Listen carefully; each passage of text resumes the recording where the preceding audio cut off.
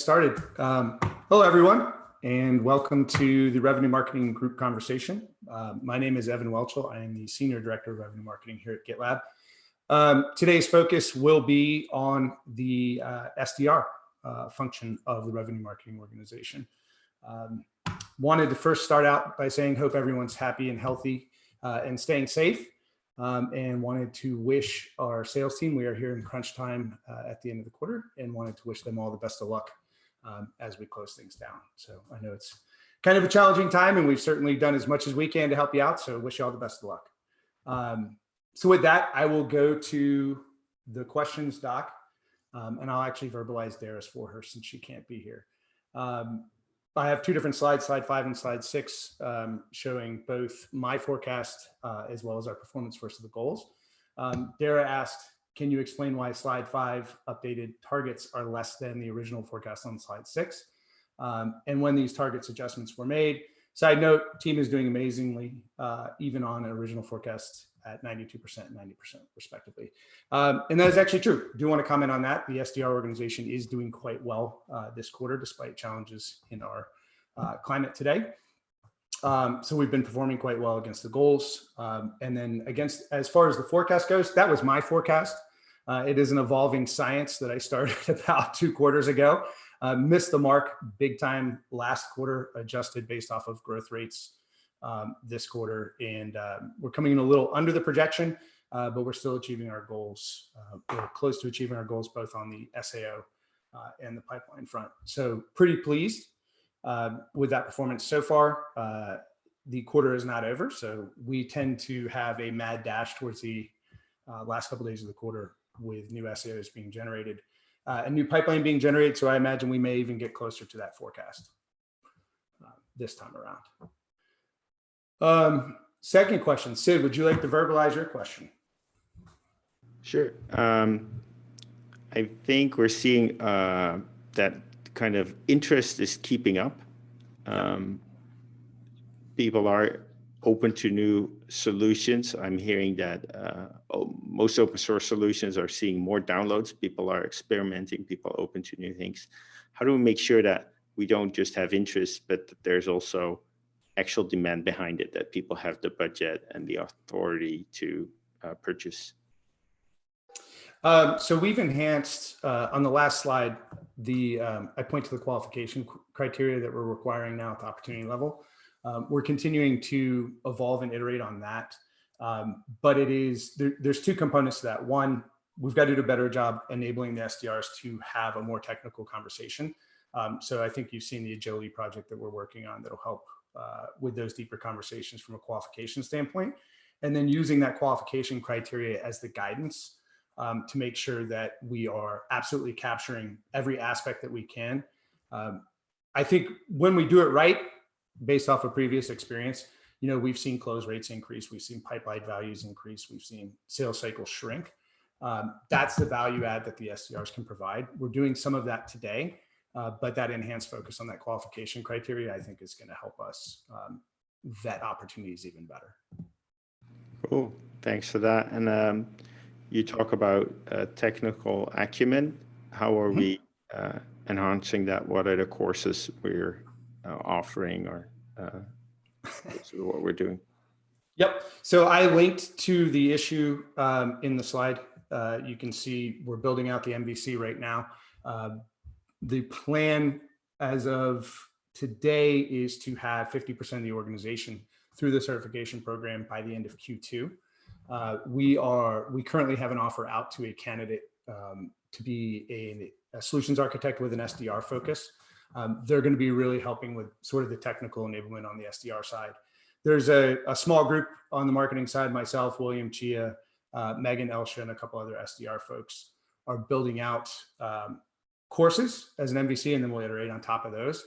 We'll use Google Classroom. There's going to be assessments. There's going to be accompanied readings to go with it, as well as simple things like IT 101. What's the landscape look like, right, for a new SDR?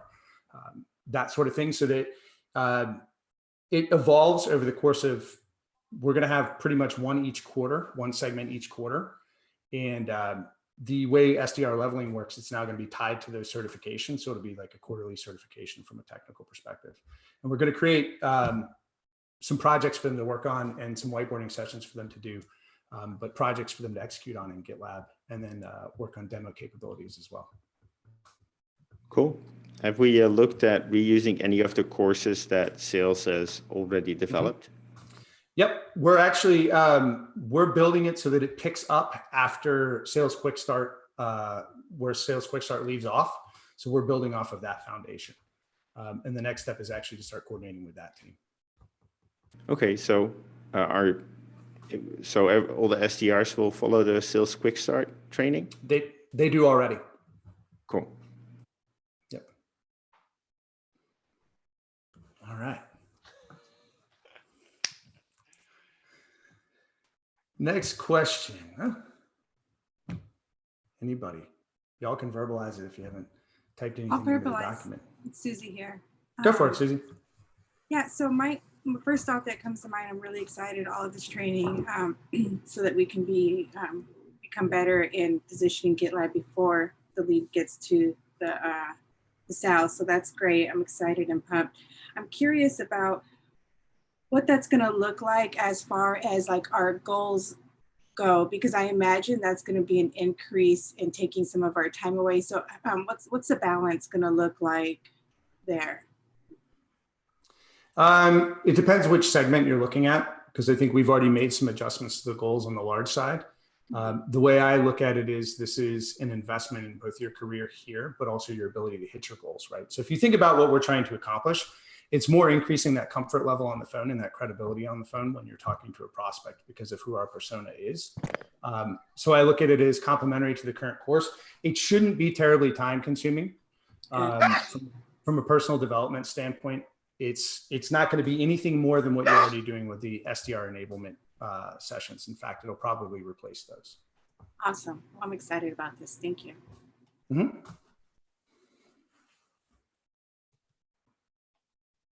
All right. Anybody want to just throw questions out there? I don't see any on the doc right now.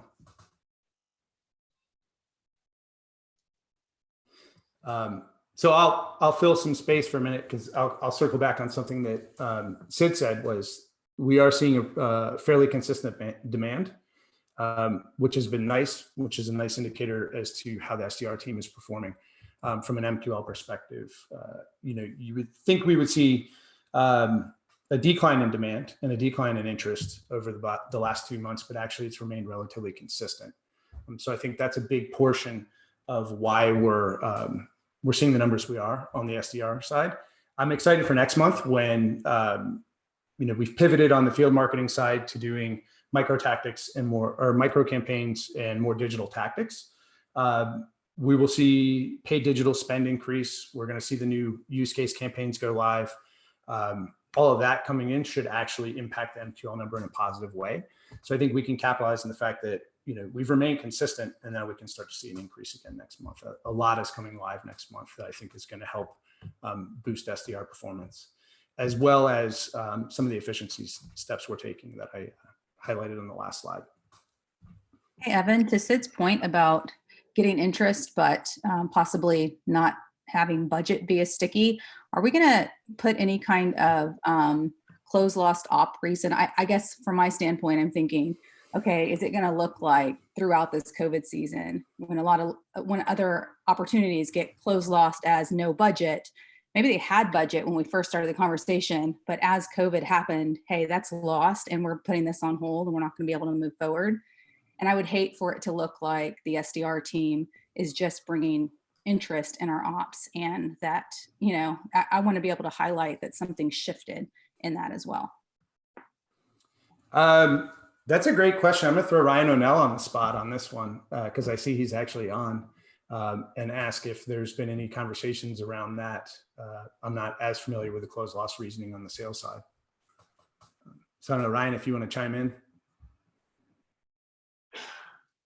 So Evan, I can actually chime in quickly on Oh, this. please do. We have an issue that is open that we're looking at a couple different reasons. That has not been brought up, but I will drop the issue in here because we are going to modify and add a few things to the reasons closed lost, and that would be a great one to have as an addition. So I'll grab the issue here and drop it into the doc. Cool. And- Thank you, Emily. I'll chime in as well from what I know on the enterprise side. Ramona, not as relevant for you, but on the enterprise side, they did edit the command plan. So for any opportunities that require a command plan, there's now a field for an update on sort of the status as of the influx of Corona. So we have it there, but I do think it's a good point of feedback.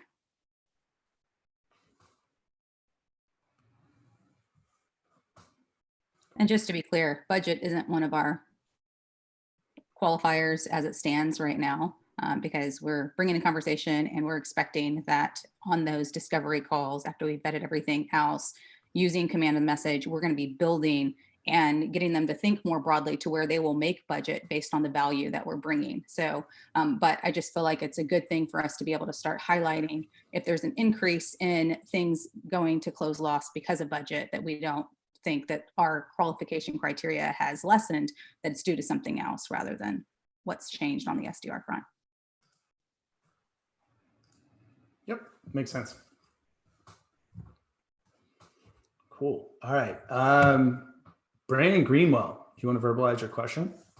Yeah, man. I just read it. I asked you before I read it. Go for it. I was surprised that you were so willing to just read that straight out that way. Yeah, man, I want to see what we need to do from a performance standpoint to get the to unlock the Evan Welchel guitar playing skew from SDR goal performance. What does that look like, and what can we get on the board to work towards? All right, I'll make you a deal. I'll come up with a stretch goal for next quarter. We'll do it. All right. But I'm not going to play alone. We're gonna have to get some people to join me, but I'll do it next quarter. We'll come up with a That's stretch fine, goal. man. I think it'd be something fun to work towards outside of just normal, right, normal commission goals. I'm good with that. That sounds good. I'm in. I'll do it. Next time I'm reading your question before I ask. Get Todd on the piano to join. I could. Question is, will he wear the outfit or not? Right. Madeline, so she's talking. You want to go ahead and verbalize yours? Yeah, thanks, Evan. What are you attributing the success to the SMB segment this quarter? Whew. So we've seen a really large increase in MQLs on the SMB side. And I think, and we've been talking about this pretty consistently, I think that, and the feedback from the SDR teams I've been talking to have said that, all the changes to going to remote, changes in the business atmosphere aren't impacting SMB and mid-market as much as they are, say, large enterprise organizations. In fact, it's actually encouraging people to either buy or expand because of what GitLab can do for them. So I think that that's why we're seeing an increase on that side. We're ahead of pretty much every goal on that aspect, right? From an SAO perspective, MQL perspective, pipeline perspective, we're ahead of all three of those. So I think it's really positive, but I think that, and then Ryan had a really good one. It was like, people are more likely to be able to buy with a credit card right now. So maybe that can be part of it too. Yeah. I think they're also quick to adopt it, right? It's going to be easier for a company of 30 to adapt. Yep. Cool. Absolutely. And I also have the next one. I'm curious kind of how we track our success as a company, if we measure ourselves against industry average or against last year's performance. And is our MQL to SAO to close one a good conversion, or is that something we're working on? It's decent. It can improve. So we use topo modeling on the marketing side. I can't speak to the whole company, but we use the topo modeling on the marketing side, and we're actually going through a benchmarking exercise right now. We look pretty good as far as the industry standard. We need to get more granular data on exactly what they're considering in the industry, because sales cycles vary completely. SDR contributions vary completely depending on the type of product. And when you're in a model like ours, it can be a little bit different. So that's something we need to get clarity on, but it's literally an exercise we're going through right now. We're doing well against the benchmarking data. It's a little higher, but that's sort of why we're focusing on SDR efficiency right now and taking the steps we can to increase the technical acumen, looking at efficiencies within our process and our tools, trying to increase all those things, right? And I think you and I talked about this before. The four core things I'm looking at is, obviously the pipeline value, length of sales cycle and impact we can make there, the close rates, and then the average deal size. Those are sort of the four core things. And I think by investing on the efficiency side of things, we can make an impact there. And so we are doing that. We are measuring it pretty much weekly. We're talking about it right now. And we're getting all that benchmarking data so we can start looking at where we start and how close we get. Nice. I can show it all to you too. Yeah, I was going to say I'd be excited to see that once you feel like it's more fully baked out. Yep, absolutely. Thank you. Let's see. All right. Anyone else want to throw anything out there? Can we get the report to the MQL report? I mean, the link to the MQL report in this doc? Yep. Yeah, I just want to figure out which report we look at to gauge which segment has gone up in MQLs. Yep. So most of the time when I'm talking about that, there's a dashboard within Sisense, the revised marketing metrics dashboard, that is tracking MQL versus goal. As you know, we're working on lead routing right now. And so I think that's going to change what the team is seeing versus what's being reported. But yeah, I can link that in here.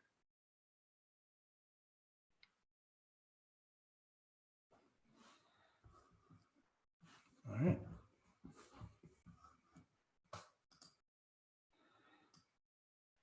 Any other questions? Anything at all? Yeah, I'll jump in. Oh, somebody else. Or I'll jump in. I guess I'll throw it over to Hannah. Just given you've been here for about a month now, I'm assuming, just what have you been able to assess as far as the SDR department and any areas that you noticed that you'd like to improve? Yeah, it has been almost a month. Thank you for your question.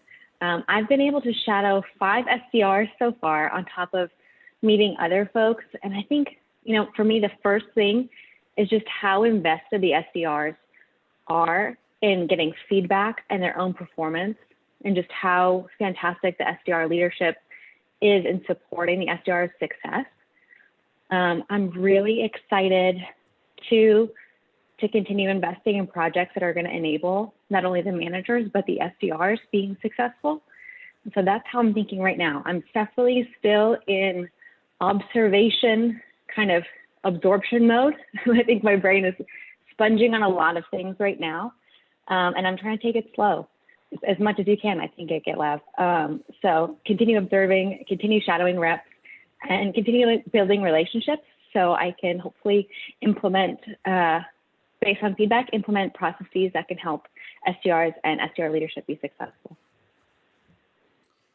And for those who don't know, that's Hannah Badarai, who is in charge of America's SDR now.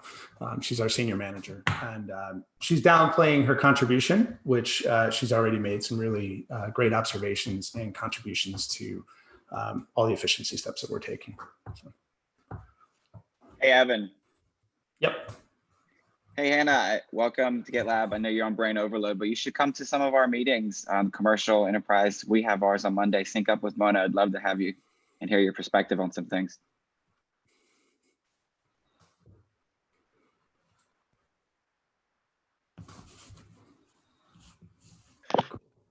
Okay, is it open question time still? Sure, go for it. Cool. Yeah, I just had this is maybe a personal thing, but like, as we started to move towards like more of a use case based marketing, and like I'm going through and seeing a bunch of like the case studies and customer stories that we have there been any thoughts around creating like a central repository that is either aligned by like tool that's been replaced or things along those lines? Because right now it's just kind of set up by industry. And there's like new things that are kind of coming in, but we still have to read into it. Like there's not like a really effective way to like keyword search and just say like, oh, this is tagged as such, this might be a good way to engage this person. On the back of that too, and this is just something I'm thinking about, like, I know that we let a lot out into the open, but have there been any thoughts about maybe holding like 1 or 2 things back that like where you have to go through and you already have to put your name and information and email into it? That way we can offer that as a give to people, sort of like a, hey, thanks for connecting. This is a free like piece of information. So that way you can dodge the line, like the landing page. I guess that's two questions wrapped up in one and maybe more of a idea than anything. So I don't know how you'd answer that or if you can. Sorry. The first one I may have to defer to John Jeremiah might have some input here. I don't know. The Path Sorry, John, to throw you on the spot. I know that we've got Path Factory. No. John. Hey, Evan, happy to jump in. So first off, Caleb, great question. The work we're doing around building out and defining these customer use cases, we're really starting with what the market demands and requirements are. And then the bottom half of it is really where we're pulling together specific demos, specific proof points around case studies and examples where either analysts have covered this topic or either way. So each of those resource pages are home for building this out. From that, then we're going to drive enablement, we'll drive decks and tools that you can use. We're going to drive, in fact, in the continuous integration case study and use case, we actually have already added discovery questions working with the TAMs and customer success. So we're iterating as we go. It'll lead to landing page and solution pages also as a way for campaigns to build off those as we go forward. So all of that comes together. I would just kind of jump in as well from an account-based marketing perspective. As we start launching those campaigns, those will be designed to where the SDRs will be able to kind of pick up that content and drop it into accounts that look like the account-based marketing target accounts that we're using as well. So that should hopefully be kind of an additional resource that the SDRs will see come through. Not to pile on, but Caleb, help me build the repo. Yeah. I just think that'd be a really cool way to centralize place so we could. But cool. Thanks. I know that was like word vomit, so thanks for deciphering that, y'all. Sounds good. Cool. Got about 4 minutes left. Happy to give you all time back unless there's some other questions.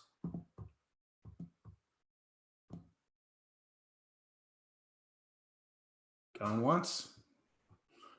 Going twice. All right. Thank you, everybody. Appreciate it. Appreciate your questions. Stay safe and healthy. Enjoy the rest of your week and have a great day.